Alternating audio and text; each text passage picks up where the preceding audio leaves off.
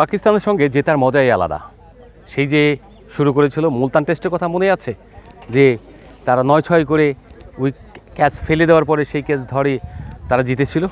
বাংলাদেশ কিন্তু সেভাবে জেতে না, বাংলাদেশ জেতে তার ডমিনেন্স দিয়ে বাংলাদেশ তাদেরকে তাদের মাটিতে হারিয়ে এসেছিল, আবার দেশের মাটিতেও সেই পাকিস্তানকে হারালো। ইটস এ অসম। এই যে এই জয়, এই সাফল্য বাংলাদেশের সম্মান বৃদ্ধি করেছে এবং বিশ্বের কাছে টেস্ট দলটাকে নতুনভাবে একটা বার্তা দিতে পেরেছে। বাংলাদেশের টেস্টের উন্নতিটা বিশ্বকে জানান দিয়েছে। দর্শক, সমকালের ফেসবুক পেজ এবং ইউটিউব চ্যানেলে আপনাদেরকে স্বাগত। আমি সিকান্দার আলী সিলেট থেকে যুক্ত হয়েছি।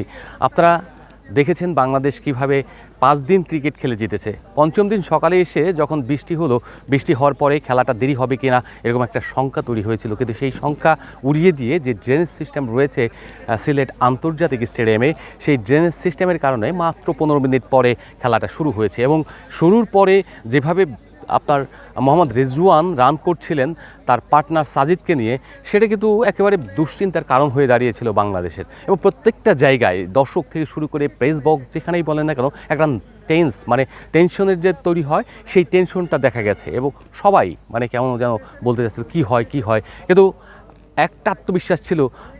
437 run, it's a not matter of joke, it's a big score.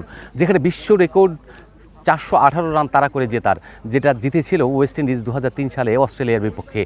সেই জায়গা থেকে যদি পাকিস্তানকে এত বড় রান চেজ করে জিততে হয়, তাহলে আউটস্ট্যান্ডিং ক্রিকেট খেলতে হতো, কোনো একজন ব্যাটারকে 150 রান করতে হতো। কিন্তু সেই জায়গায় তারা যখন ফেল করেছে, রিজওয়ান দাঁড়িয়ে গেলে মিরাকল তো অনেক কিছুই ঘটে, সেই মিরাকল হয় কি না এরকম একটা শঙ্কা, একটা ভয় কাজ করেছে। সেই ভয় থেকেও যে অবস্থা তৈরি হয়েছিল, একটা প্যানিকও তৈরি দেখতে পেয়েছি আমরা, যে কারণে উইকেট ড্রপ করেছে লিটন কুমার দাস এবং তাইজুলের মধ্যে মিসআন্ডারস্ট্যান্ডিংয়ের কারণে নোম্যান্স ল্যান্ডে পড়েছে একটা সাজিদের ক্যাচ ড্রপ।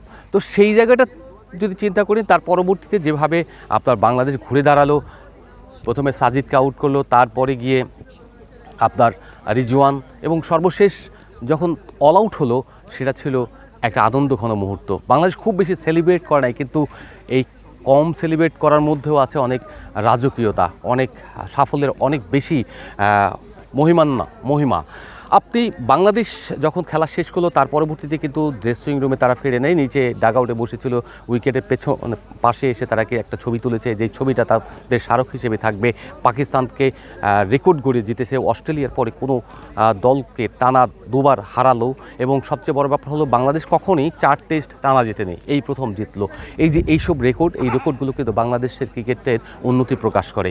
এই যে 5 দিন ক্রিকেট খেলা এবং 5 দিন খেলে পঞ্চম দিনে এসে সকালবেলা প্রতিপক্ষকে হারিয়ে দিতে পারা, এটা বাংলাদেশের ক্রিকেটকে অনেক উঁচুতে নিয়ে গেছে এবং কনফিডেন্স দিয়েছে। লিটন কুমার দাস বলেন, মুশফিকুর রহিম, মমিনুল হক, তাইজুল ইসলাম, যাকেই বলেন না কেন, নাহিদ রানা কিংবা শরীফুলের ওই যে আউটটা, যেটা তিনি দুর্দান্তভাবে আউট করে সোজা একটা ভোর দৌড় দিলেন, সেই সব দৃশ্য কিন্তু একেবারে বিশ্ব ক্রিকেটকে নাড়িয়ে দিয়েছে, আনন্দ দিয়েছে। তো সেই জায়গা থেকে বলবো, এমন একটা সাফল্য বাংলাদেশের ক্রিকেটকে অনেক উপরে নিয়ে যাবে। বাংলাদেশ পুরো সিরিজ যদি আমরা একটু বিশ্লেষণ করি, তাহলে দেখব ঢাকা টেস্ট যেটা হয়েছিল, সেই ঢাকা টেস্টে আপনার অসম ক্রিকেট খেলেছে। প্রথম ইনিংসে বাংলাদেশ টস হেরে প্রথম ইনিংসে ব্যাট করেছে এবং ব্যাট করার পরে তার যে পরিমাণ রান করেছিল, সেই রান তাদের 413, সেখান থেকে তারা লিড দিয়েছিল। এবং পরবর্তীতে যেটা হয়েছিল, যে সেকেন্ড ইনিংস তারা যখন ঘোষণা করে, সেই জায়গায় খুব বেশি কিন্তু রান ছিল না। বৃষ্টিতে 2 দিন 5 ঘন্টা 5 মিনিট খেয়ে নিয়েছিল, যে কারণে পরিপূর্ণ খেলা না হওয়ার কারণে কিন্তু একটা বাধাগ্রস্ত হয়েছিল, একটা চ্যালেঞ্জের মুখে পড়েছিল। কিন্তু বাংলাদেশ ইনিংস ঘোষণা করেছিল মাত্র 2 সেশন বাকি থাকতে 70 ওভারের মতো খেলা হতো। সেই জায়গা থেকেও বাংলাদেশ যেভাবে নাহিদ রানার কৃতিত্বে বোলিংয়ে অসাধারণভাবে জিতেছিল, সেই জয়টা ছিল একেবারে পরিপূর্ণ তৃপ্তিদায়ক। শুধু তাই না, নাহিদ রানা যেমন ম্যাচ জিতিয়েছেন, তেমনি ম্যাচে জয়ের ভিত তৈরি করেছিলেন নাজমুল হোসেন শান্ত, যিনি 2 ইনিংসেই রান করেছিলেন। আবার দেখেন, ওখানে কিন্তু মুমিনুল, মুশফিক দুজনেই কিন্তু দারুণ ক্রিকেট খেলেছেন, যে কারণে ব্যাটিং ভালো হওয়াতে বাংলাদেশ কিন্তু বোলারদের জন্য একটা সুন্দর স্পেস দিতে পেরেছে এবং তারা কনফিডেন্সলি বোলিং করতে পেরেছেন।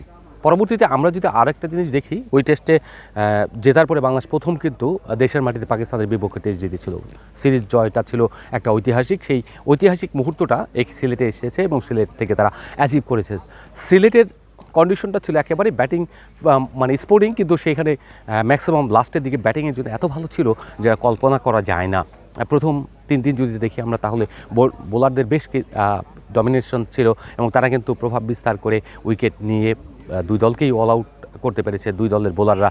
আবার যদি চতুর্থ দিনের কথা চিন্তা করি তাহলে আমাদের মাত্র 7টা উইকেট পড়েছে। ওই চাপের মোমেন্টে পাকিস্তানের 7টা উইকেট নিয়েছে 316 রানে, সেখান থেকে 121 রানের একটা যে দূরত্ব ছিল সেই পথ পাড়ি দেওয়া ছিল সবচেয়ে দুর্গম গ্রিমরু প্রান্ত পাড়ি দেওয়া।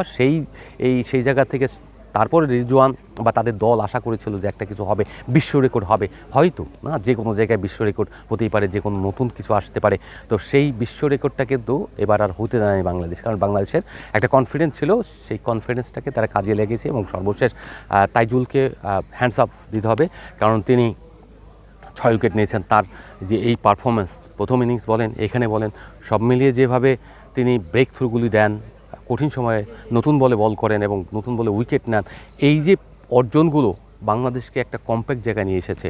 এই সাফল্য পাকিস্তানকে যেমন ছিটকে দিয়েছে, তেমনি বাংলাদেশের ক্রিকেটকে অনেক দূরে এগিয়ে নিয়েছে। বিশ্ব টেস্ট চ্যাম্পিয়নশিপে বাংলাদেশের পয়েন্ট যোগ হলো এবং এটা জাম করবে।